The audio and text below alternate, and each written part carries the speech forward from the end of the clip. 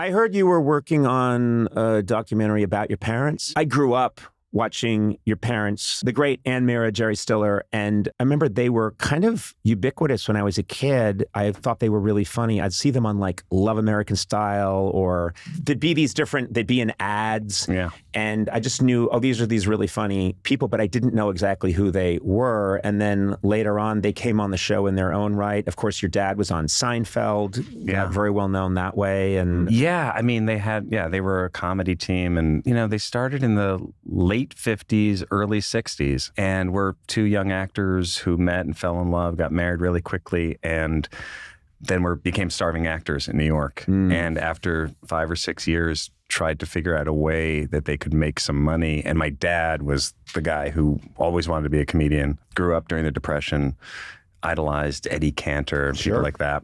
And my mom just wanted to be a serious actress, but she was really funny and really talented. And my dad had this idea that they should do an act. So he pulled her into it. Interesting. Yeah. And did they do like Sullivan and all those shows? They did. Yeah. Wow. They did Ed Sullivan. I think it's 30. I always get it wrong. It's like 36 or 37 times. Wow. And it kind of made their career. Yes. And that's a big, I had a memory. I have a sense memory of them because there was that era where a comedy team could come into people and talk about like half the country would be watching them do a routine. No, I mean, it was, that's part of the story is that, the pressure that was on them as live performers, which, a pressure, as, doing what you do.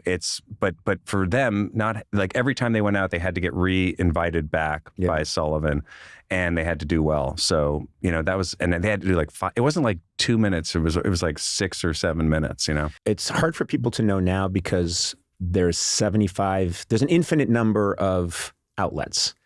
So there's no such thing as, well, I came on Conan, or I came on one of Conan's late night show a couple of years ago, and he wasn't pleased, so we're through in the business. Well, no.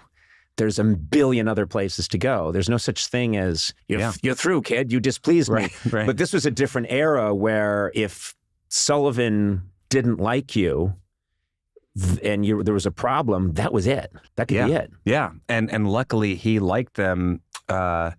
They did a number of different, sketches every time they come out, but then they finally hit on this one sketch where basically they played off the fact that my dad was Jewish, my mom was Irish Catholic, and they had, it was these two characters meeting off of computer dating, and it was Hershey Horowitz and Mary Elizabeth Doyle.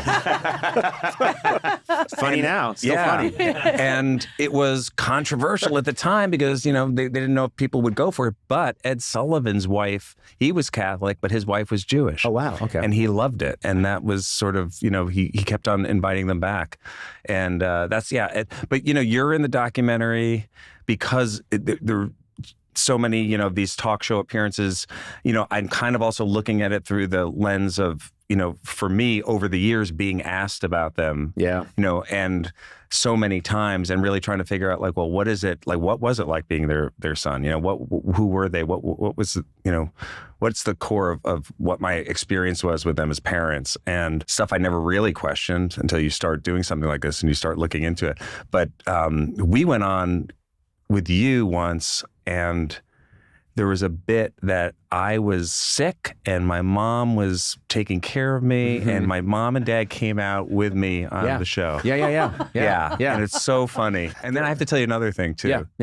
So I've been working on this thing for like 4 years, and as a documentary develops, you start to, I've never made a documentary before. And what I'm learning is that as it goes along, you start to figure out really what it's about through the process of editing. Yeah. And then you think it's one thing for like a year or two, and then you realize, oh no, I got to have more of this story, or, I have to have more. For me, it's been more of like, personally, like really like getting into like what's my experience with them, because I'm the one making the movie. And we figured out this part of it that I've always felt, which was my dad on Seinfeld was he was so angry, right? And that was what was so funny, was to see him blow up and scream and yell. So funny shouting. Yes. Yeah, amazing. And I always felt it was because he had all this suppressed inner rage in him that he kind of kept down. You know, he loved my mom. They were like, you know, he was the most loving, generous guy. But he had he had to sublimate a lot. And over the years, doing their act together, the sort of the dynamic between them was that she would kind of like, you know, shut him up a lot. You know, like Jerry, stop talking. Yeah. And I have all these clips, you know, from the 70s of them on all these talk shows doing that. And I thought, you know, when he finally hit it on Seinfeld, it was because he was able to let out all of that inner, you know, Yeah, all that inner. makes sense. Yeah. And I was trying to find a soundbite to sort of, you know, explain that where he talked about it, and I couldn't find one. And I was driving home. This was like literally like a month ago. I'm driving home and I put on, you know, your Sirius XM station, and it's literally it's a clip of my dad on the show, on your show. And you're asking him about, you know, Costanza and why is he so funny? And my dad said, this was like literally, he says, as I turn it on, he says, it's because I had all this inner rage. Jesus! Oh my God. Yeah. And I literally like pulled the car over and like, you know, texted my editor. And yeah, isn't that insane? That's fantastic. And we pulled the clip out, and it's in the movie along with the other thing. Well, I don't give you permission to use it. That's actually why I'm here. And I'm editing this part out of the podcast. Let's come up with a number, gang. I need Conan. That is. That's honestly, great. That's I felt like it was my dad and the ether or something. Just like this moment was happening. Well, first of all, I love that. I love that, and I do think that it was so nice that your dad got to have that role. And then he's in King of Queens after that. And so he has this whole... it changed and his there's life. a whole generation that knows him from that stuff. Yeah. You know what I mean? Yeah. Which is sweet. He always wanted that. You know, he had so much success with my mom, but then there was a period of time after, you know, when being a comedy team was not something that was as viable in show business. You know, as you go into the 80s and the 90s, it's not like there's shows that are, you know, like the Merv Griffin show or the Ed Sullivan show. It's just so they were having to figure out their careers separately. And then, you know, Seinfeld happened for him in his 70s, and it changed, you know, it just fulfilled everything that he'd wanted.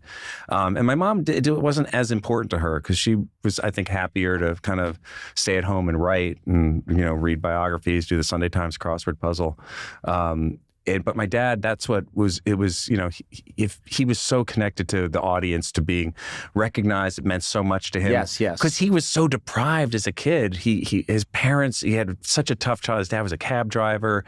You know, they moved 13 different times when he was a kid over the course of a few years. And, you know, so he was just like both loving and needy, but like in the most generous way. And, you know, they would like, someone come up to him on the street and, you know, recognize him. He'd be with my mom and he'd talk to them for like 15 minutes. And my mom would be like, Jerry, let's get the fuck out of here. Come on. This guy knows me. No, exactly. I'll do a dance for you, whatever you want. Boy, do I relate to that. Yeah. I didn't get any of that, by the way.